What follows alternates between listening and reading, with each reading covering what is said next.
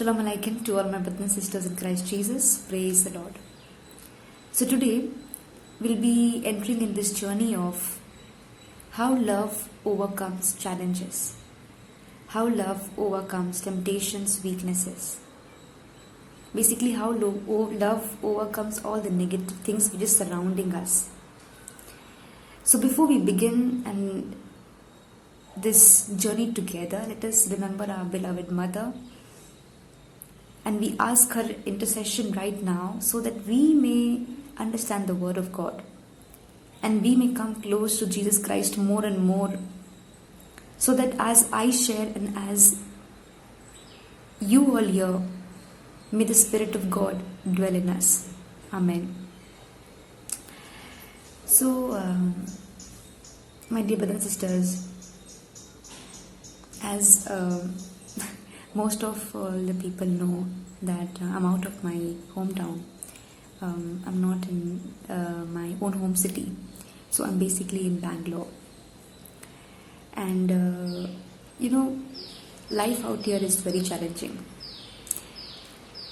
To be pure and holy in your hometown is quite easy compared to a place where people don't know you.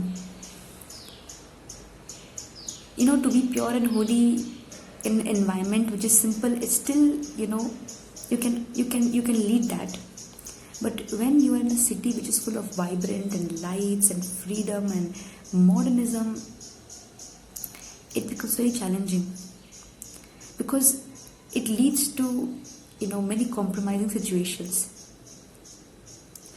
And here there's no one, basically there's no invigilation. Nobody's here to see what am I doing. Nobody is here to even keep an eye on me. So, sometimes life becomes very challenging, right? It becomes, tough to cling on to the truth which you believe. And I tell you, my dear friends, in spite of being in this new environment, I feel how much I need Lord. How much I need Him in every second. Life without Him, can be so terrible that I may simply lead myself in a situation of, brokenness if I don't have Him. And I tell you, people may think that, people often have this image that I can be always spiritually strong. I am, I will always be in the Word of God. But no. There have been days out here where I've been really spiritually weak, where prayers were not coming from my mouth, where I didn't feel like praying. I was so weak. And you know what? There were days, and there are days when I don't feel like praying. I become so weak. But I tell you, my dear brothers and sisters, in spite of facing these situations, my heart tells one thing to me: how much I need Christ, and above all, how much Christ needs me. Because He completes me and I complete Him, and we complete each other. And I realize that in spite of being weak every time, maybe failing to keep my commitments, failing to keep my promises, failing to be faithful, failing to be honest, I still need Lord. I don't need any other consolation except my Lord. I may today not give the best of reflection today, but I'll give a very small message from this book of Matthew, chapter 28, verse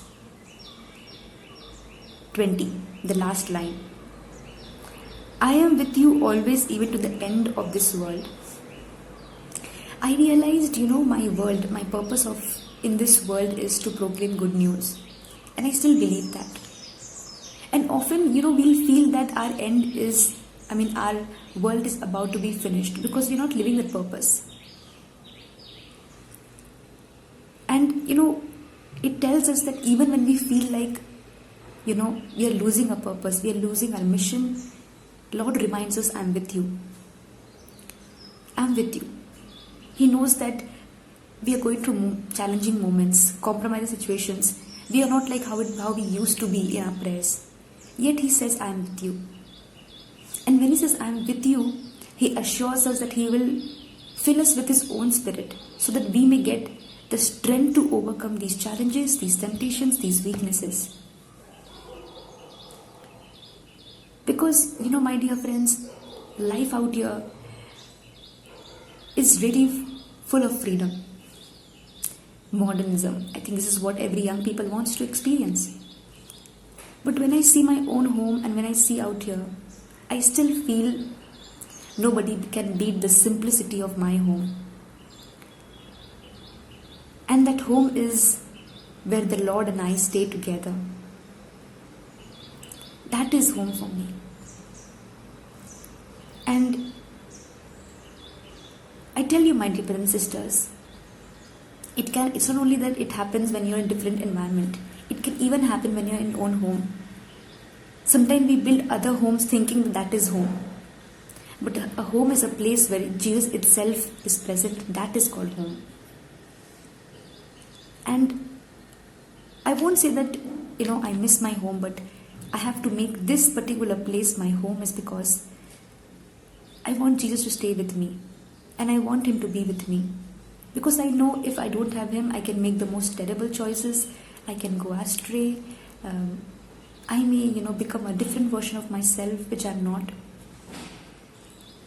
So, every moment we need Lord. This one verse gives me so much of hope that He'll be with me, not only in times of happiness and joys or when I have to make choices, but He is with me even when I'm struggling to fulfill my commitment, even when I'm struggling to keep myself pure and holy. He's there with me. Because if He's not there with me, if He's not there with us, I think life which is there in us makes no purpose. Because it's so beautiful where St. Paul tells, if I live for the Lord. If I die for the Lord. Similarly, today, if I'm sharing this word of God, which may not be as impactful or as powerful, but I want to do it for the Lord. Honestly speaking, I didn't want to make this video because somewhere I felt that I'm not, prepared enough to share the video, but I feel somewhere that I'm doing it for the Lord. It may not be the perfect one. Today I make the worst video of my life, but with my heart, I want to do it for the Lord. I want to do it for the Lord. Today, if I make some wrong mistakes, I still say that, Lord, I did it. I still hope I did it for you. There are times when, I made wrong choices out here. I mean, not something like a vast, but, sometimes you don't stand up for the truth. Yet I say that, Lord, I know it's my mistake.